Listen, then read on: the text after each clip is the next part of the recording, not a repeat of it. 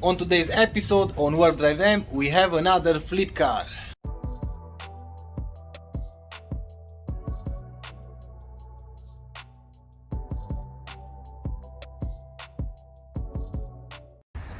We have in the garage a Fiat Panda 1.1 liter gas engine, 4-cylinder. This is a 2004 model. It's just a basic car, so just a car that you drive from A to B, and that's about it. Nothing more, nothing less. No option whatsoever, no parking sensor, no climate control, nothing. I think it has though some electrical windows, yes, but just in the front. In the back, normal windows. The car has only, oh, I don't have the key with me. The car has only 120,000 kilometers, something like that, so it's not much. But it is time to have the big service done, like the timing belt, water pump, glow plugs. Oh my god, the plugs, you can see in here the cables for the plugs are done, and the radiator is broken, it's somewhere in there. I've showed you a few problems with this car in the last episode, I think, or in a few episodes before, and I wasn't sure if I'm going to make a video out of this one. But now that I have all the parts, I'm going to show you every repair that I'm going to do. We have in here the timing belt, the water pump, the tensioner, and the other stuff in there, the new belt, the new engine cover gasket. In here we have the air filter, oil filter, we have some vent tube that was broken. I replaced a water hose, this one, maybe you can see in their gates, a new one, because from the old one I couldn't take the connector out and I had to break the clamp, and I just have to receive the radiator, and other than that I think I have everything. Oh, and I have the control arms as well, right and left, and pretty much that's about it. So let's start work. Water pump installed. I didn't film that because it's very easy. You just have to clean the old place, put the water pump with the gasket, and I put a little bit of silicone. That's done. Now I'm going to put the belt, and after that the tensioner, and I'm going to show you how to tension that. After I installed the water pump, I've put the belt, and as you can see there is a line on the belt, and I've marked before on the old one where the tooth was aligned with the line, so I put that in the same place.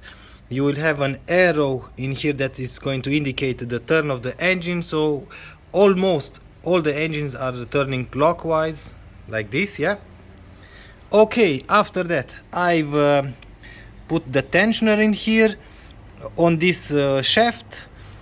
You will need a tool, or you can build something like this. It was included in the timing belt set, but as you can see in here I had to grind a little bit because I couldn't tension the tensioner because of the nut, so I've grinded it a little bit, and you will have two holes in there that is going to align with the tool. You have the markings on the tensioner, you have to align the markings from the spring with the tensioner, rotate, align, tight the nut, and you are set. Of course, before you do all of this work, you have to align the camshaft with the crankshaft, or you have to put it to the factory marks. If not, there is always another method. You can make some new marks, or you can find the top dead center and it should be aligned. But like I said, there are a lot of different methods. I marked in here where the old belt was with the line. I marked in here with the edge of the cylinder head on both sides, and you have to lock, of course, the cam, because you don't want to rotate the cam when you install the belt, when you tension the belt on the crankshaft as well, and you are set. Now we can remove this clamp. Yeah, I've put this clamp just to hold the belt tight, till I've done all the work, because I didn't want to skip a tooth or something like that. Now it's completely tight on the water pump, it's completely tight on the crankshaft, the tensioner is tight, it's aligned. Now we can turn the engine from here, from the crankshaft, 2 times, and it should come back at the same marks.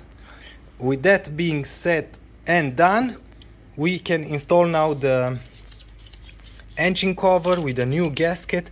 I've cleaned everything in here, everything is clean. I just have to take the bolts out, a little bit of silicone on each corner, like in here, in here, in here, and in here.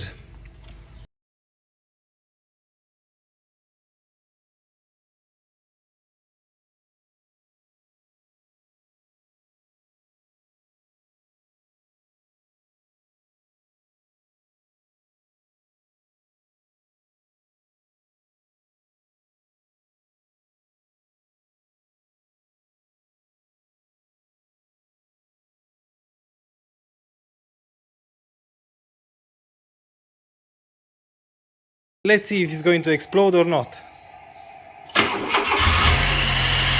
Ha! Perfect!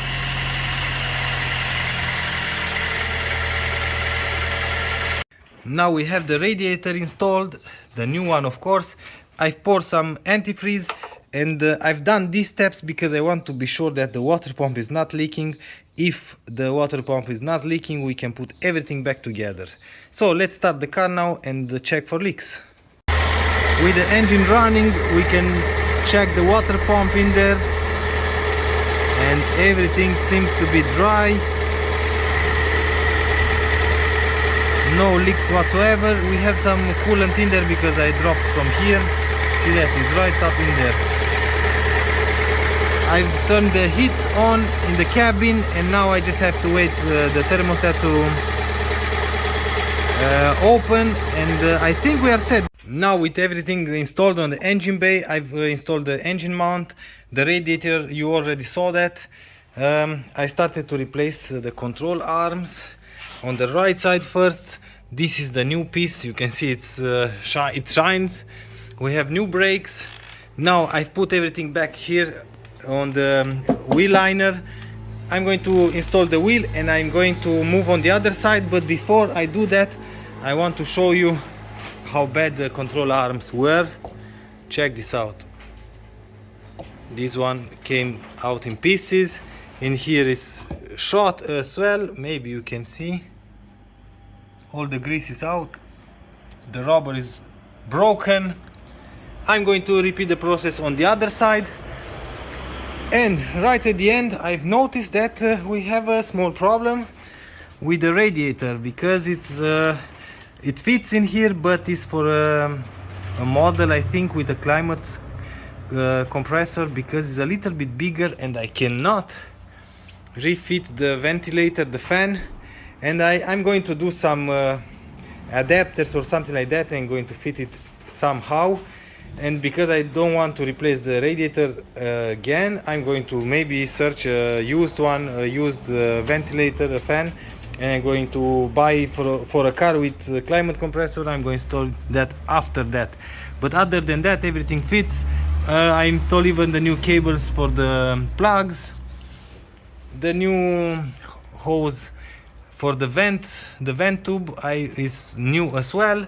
We have in there oil filter, air filter, and this car is done. It's ready for inspection. And just like that, we have a complete car. I've installed all the parts in the front.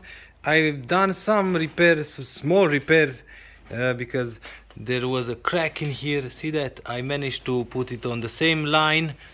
I've installed the air box, the air ducts, everything, new filter of course.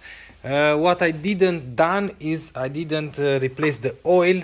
I have the oil filter right up in there, but I don't have the oil. This engine needs 10W40 and I have on stock just 5W30, but I'm going to do that off camera. Like I've said, the oil filter is brand new in there.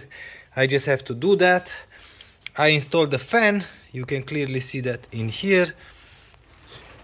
It's completely installed. I'm not sure how can I manage to show you fits perfectly. I just have to use just 3 brackets instead of 4. The fourth one, maybe you can see it in here. Oops, focus, come on. See that? There is no screw in here. We have 2 or 3 centimeters till this water reservoir, but with 3 screws is more than enough. It's tight, it's perfect. We have antifreeze, we have timing belt, new, everything is done. Oh, I replaced the bushings from underneath. In fact, control arms, lower control arms on this side, on the other side as well are new. Tires are in good shape. I think this car is ready to go for inspection, and after that we can sell it. And just like that, you can flip a car in a few days. This one is ready to be sold. With all of that being said and done, we are at the end of the video. I just have to drive the car to inspection, and after that it's going to be for sale. And I just wanted to show you, you can buy cheap cars and you can do the maintenance work if you can handle the work, and for sure you can make some profit out of cars like this. So if you like this episode, please give me a thumbs up. If you don't like the video, as usual, thumbs down. Until next time, see you later.